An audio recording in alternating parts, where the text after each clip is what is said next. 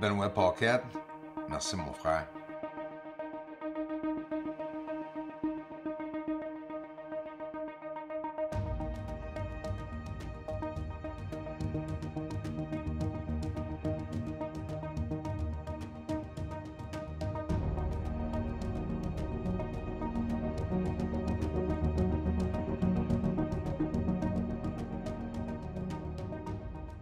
Hi everyone, welcome. Thanks so much for stopping by. Taking the time to check out the channel. There's a lot that I found up on the moon. The activity, the movement. So we're going to look in real close to what we saw yesterday. A few points. The triangle.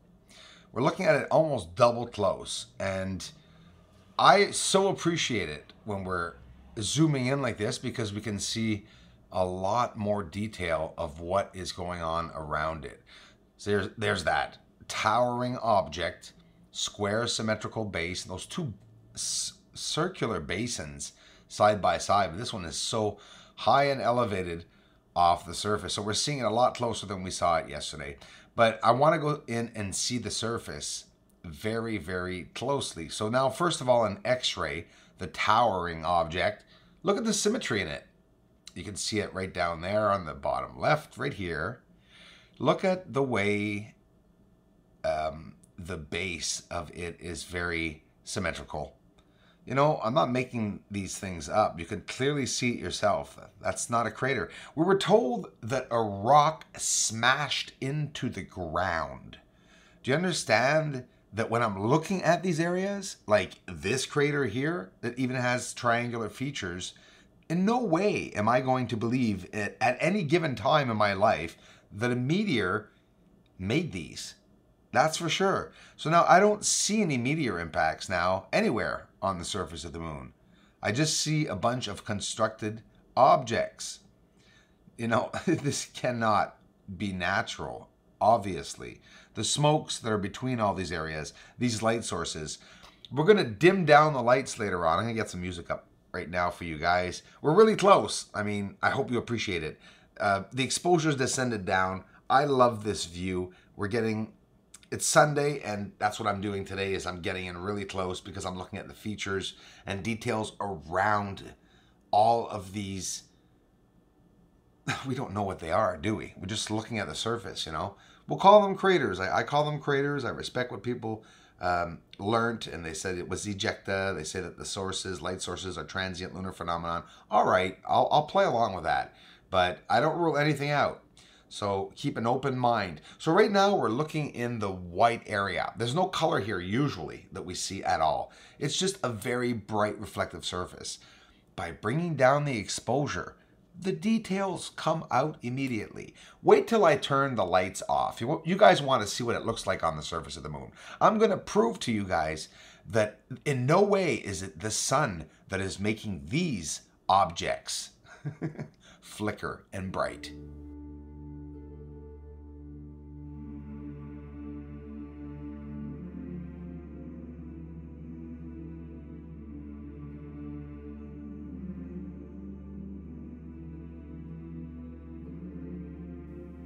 Looks like Area 51, doesn't it? Looks like a landing strip.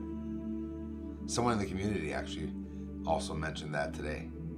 Look at the exquisite detail inside of the Crisium basin, Mare Crisium, right inside of the circle. The greenery and all that white reflective material over top that's so hard to see, usually seen as gray.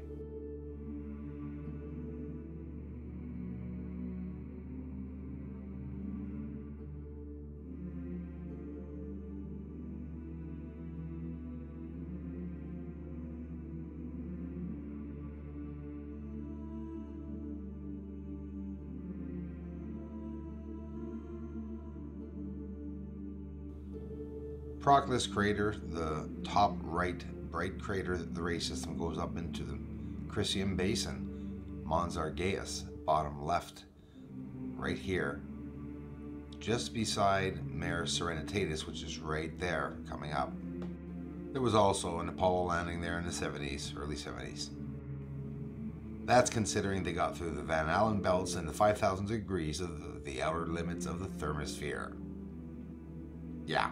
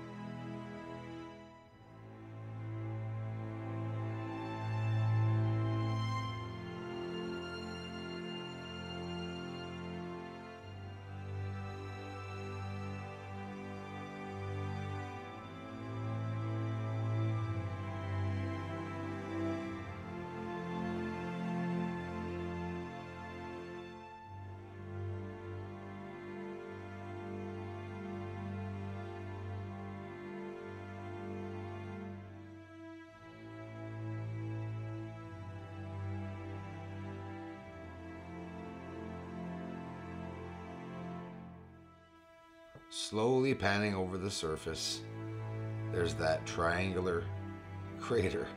Very, very close. What the hell? What is a triangular crater doing on the surface of the moon? Can it tell me that it was a triangular meteor that impacted the moon? Of course not. All these light sources are connected. One rocket would land on the moon and we'd be dead. We'd be goners. They would bombard us. And hey, maybe that's what happened, and that's why they're coming to and from the moon. Maybe it's a human breakaway civilization up there. Who knows it? Well, aside from this triangular structure, there's two light sources with a beam of something going straight into the center of the crater. I really love this under Copernicus crater. Do you see Copernicus crater is not a crater at all. It's made up of several light sources, and the connections between them are hazy, very bright. So when you see a bright light source on the surface, it's many objects side by side in unison, forming a perfectly bright circle that looks very symmetrical. Green clearings where we see clouds over top, all around Kepler crater, probably the light sources themselves that are making all the clouds and the mists. It's just a hypothesis, but I tell you, it makes a lot more sense than assuming that these are asteroids. How stupid do they think we are? Apparently, they think we're really stupid. We get close up into Kepler crater, the surrounding areas. Here in this X-ray filtering, I just can't get over this object right here. It looks pretty symmetrical. It's towering, right? Maybe it's not a tower. Who cares? It's constructed. And all these are, get this, they're all made up of light sources and straight symmetrical lines. It's pretty fascinating.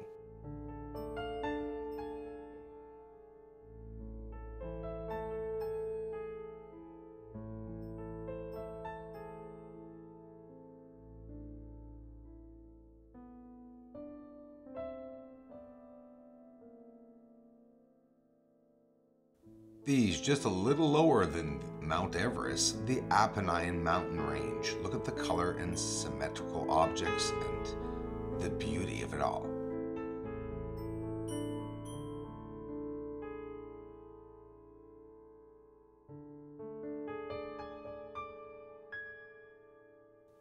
I'm so fascinated by those mysterious, dark, symmetrical shadows. Some of these shadows could actually be dark structures. Maybe some kind of deliberate camouflage.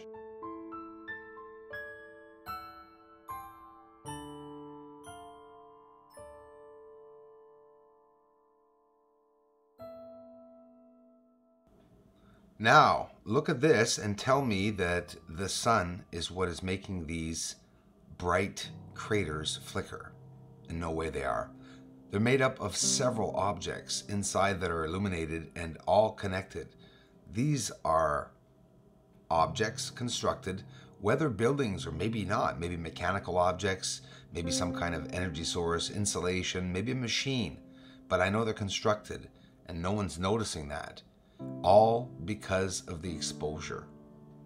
Here's two other towers. One here with the shadow on the ground, one here. Towering thousands of feet off the surface of the moon over a colorful surface.